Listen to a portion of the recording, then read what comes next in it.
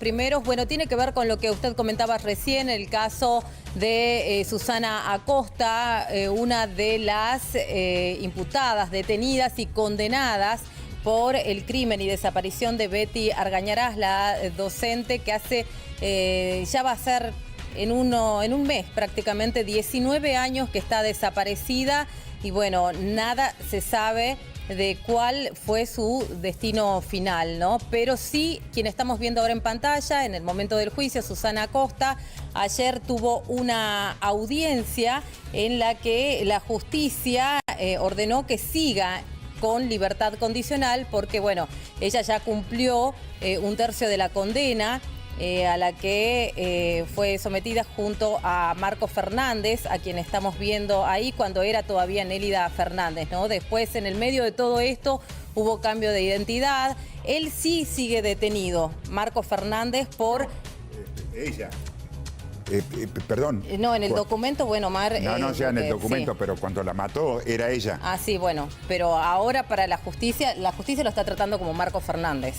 El 19 de abril pasado, Marcos Fernández, que estamos ahí viendo, que era Nélida, bueno, para no confundir tanto a la audiencia, porque no sé si se ubican, pero bueno, ellos dos fueron condenados en su momento. El 19 de abril pasado volvió a la cárcel Marcos Fernández por haber incumplido esto de la dirección que él había fijado como domicilio para pasar su libertad condicional.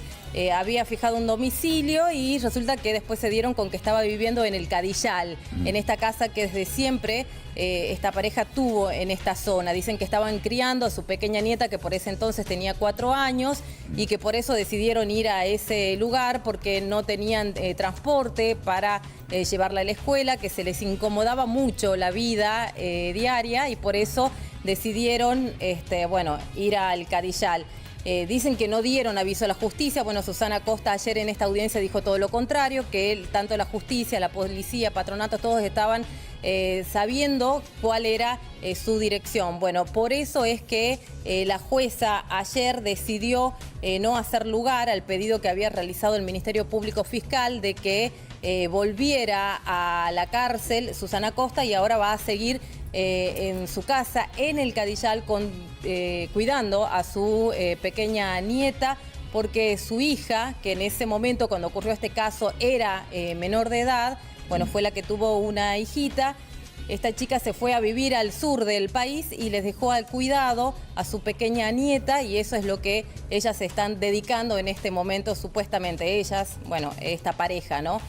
Pero Marcos Fernández, nos acaban de confirmar, él sí va a continuar detenido.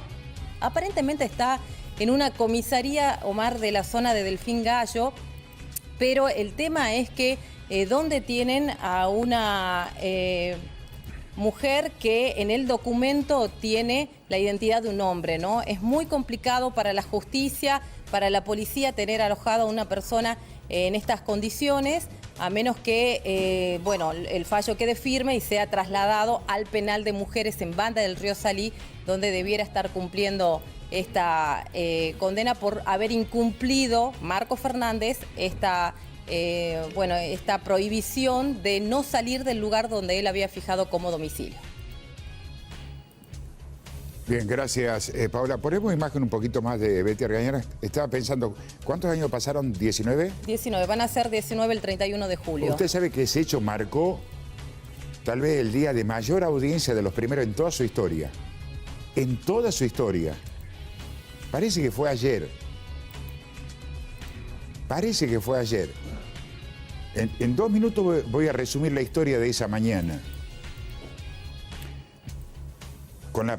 En ese entonces hacía policiales con nosotros Mariana Lucenti, la que es secretaria hoy de Información Pública de la Casa de Gobierno. Mariana.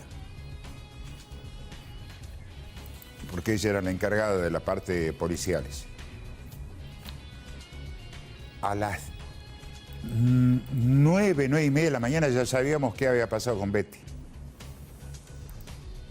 Ya sabíamos que la habían esperado en el departamento de la calle Catamarca, que habían tratado de camuflar una ida al lugar que nunca fueron, porque se olvidaron que habían cargado gas natural comprimido en la calle de San Juan. La fiscal, me acuerdo, era la doctora Giannoni, que incluso ya está retirada del Poder Judicial.